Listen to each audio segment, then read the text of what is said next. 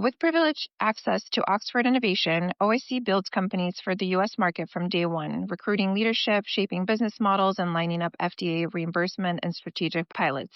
We'll explore how OIC pressure tests payer viability early, plus lessons from portfolio efforts in AI diagnostics, digital therapeutics, and surgical platforms. Let's start with the foundations and the basics. Tell me about yourselves and what your role is. I'm Catherine Ward. I'm an operating partner. My role is very much about building businesses. So I take the problems in healthcare that need to be solved. I understand the investable areas where investors have white space and are looking for solutions.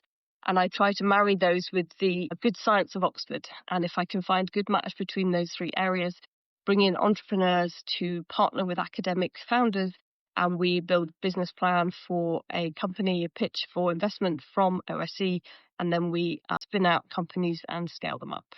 Amazing. Hi, and I'm Yoel Shopik. I'm on the investment team, healthcare investment team at OSE. I'm actually an operator turned investor that joined OSE kind of with those two hats on. So work very closely with Catherine because we're all venture building. But in a way, the way I think about it is we often have to build our own deal flow. So you think about how do we put something together? How do we turn great science into companies that are viable and can commercially scale and be really impactful?